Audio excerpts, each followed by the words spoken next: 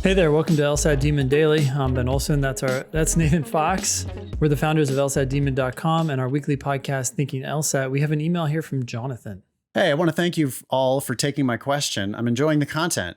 As a non-traditional student, 36 years old, you could just say you're 36. I don't know why that has to be non-traditional. Older people have gone to law school always. So I feel like you're judging yourself by saying non-traditional. I want to really strike that if we can from our conversation.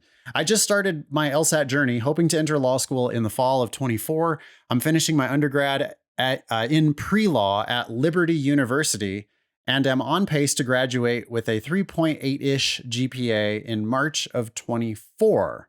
Before getting introduced to your content, I took my initial diagnostic test and scored a 131. I took another a few weeks later and scored a 136. I know I am a horrible test taker and always have been. I have ADHD. I don't feel like it's more of a knowledge issue than a time issue, but because of my condition, sometimes it gets the best of me. I applied for test accommodations and got approved for time and a half, which is 53 minutes. Okay, great. Glad you got your accommodations. If you have ADHD, you can get almost automatically accommodated. You just send in a little note from your doctor and everybody gets approved. So you're at time and a half. Cool. That should help a lot. Jonathan continues, I started taking some practice sessions with the new time allotment, and I am still unable to finish all the questions. Oh boy. I aim to reach at least the high 140s to mid 150s. I feel that's achievable for me. Do you have any suggestions on how I can tackle this from a time perspective? Have you all had ADHD students improve their speed? Thank you, Jonathan. Jonathan, you're a student that we can help a hell of a lot. But you're going to have to bite the bullet on one issue, which is time is not your problem. Ben, why don't you explain? Okay. Your challenge is knowledge. You said, I don't feel like it's more of a knowledge issue than a time issue, but it is. That's your problem. You don't understand. It's an this understanding test. issue. Yeah.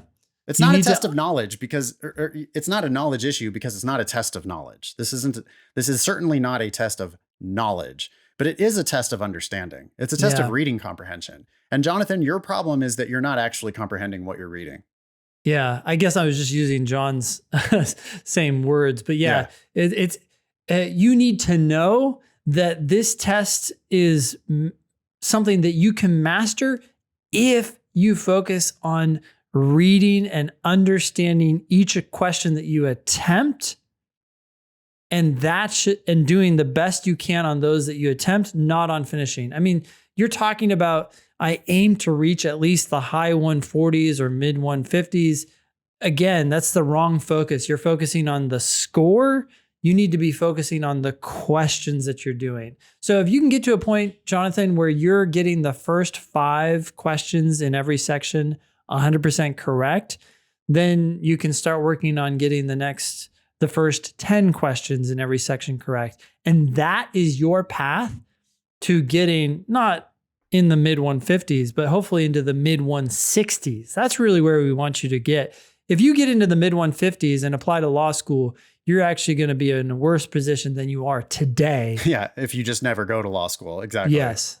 Yeah. Mm-hmm. And furthermore, you can score in the 160s without finishing all the questions. It's easier to score in the 160s without finishing the questions than it is for you, Jonathan, to try to finish the questions and score in the 160s. If you try to finish all the questions, you're going to be skimming the surface. You're not going to actually be understanding. You're going to be half-assing the questions, and you're going to be like just half guessing on all the questions. You're not really going to be solving them. Your main roadblock here is that you're obsessed with time and you think you have to finish in order to score well. But the hardest questions on the test appear at the end of every section. So you don't need to race through to get to the hard ones. You need to slow down and stop missing the easy ones. Your problem, Jonathan, I guarantee, is that you're missing questions in the first 10. You're probably missing a lot of questions in the first 10. Like, you're getting 7 out of the first 10 and patting yourself on the back. 7 out of the first 10 sucks. That's terrible. You need to be getting 9 or 10, preferably 10 out of the first 10. And if you spent the whole 53 minutes just answering the first 10 questions, but you're able to get them right, If you get the first 10 right and then you randomly guess on the rest of the questions in the section, you're going to end up with 13 points per section, which is already in the 140s. So you have to slow down, Jonathan. And I will promise you this.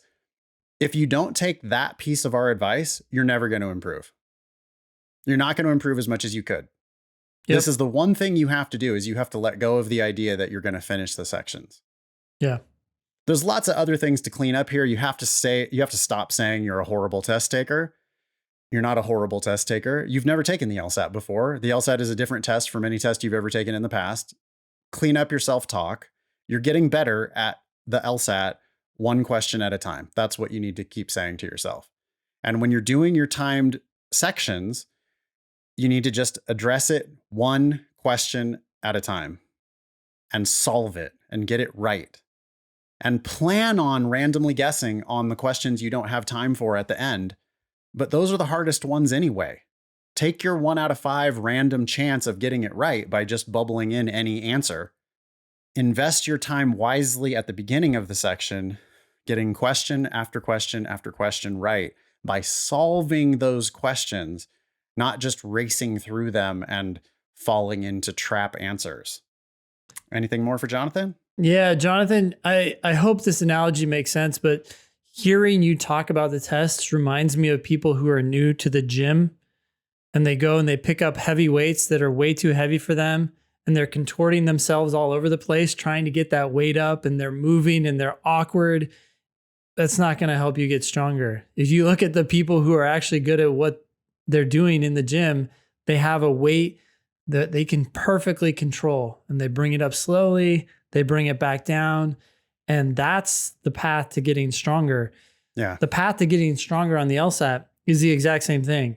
Take one question, own it, understand it, and then do the next question. Don't try to rush through the section and like jump all over the place and be all contorted and learning bad habits. Let me try to add something to your workout analogy.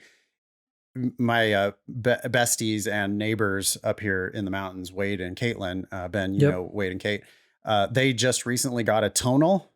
Have you ever used a tonal or seen the advertisements for a tonal? I've seen, that's like the mirror, right? Like you can like look into something. Well, the tonal actually has the arms and maybe cables and stuff, but it is an interactive visual thing. And the interactivity is really interesting because if you start having bad form, it will alert you that you have bad form, and not only that, but automatically lower the weight.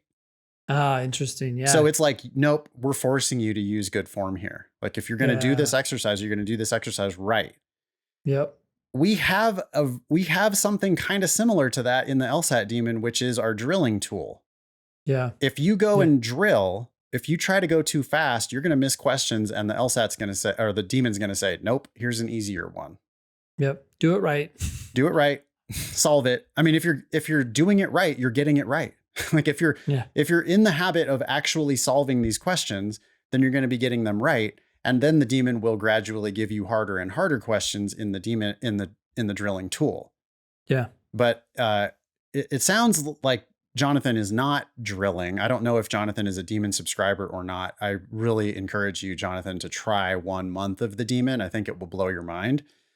But specifically, I think you should try the Demon drilling tool. And everybody can try that for free. Just go to lsatdemon.com and sign up for a free account, and you could start drilling right away. And the idea there is that the Demon's just going to give you one question, and you're going to take your time with it, and you're going to solve it.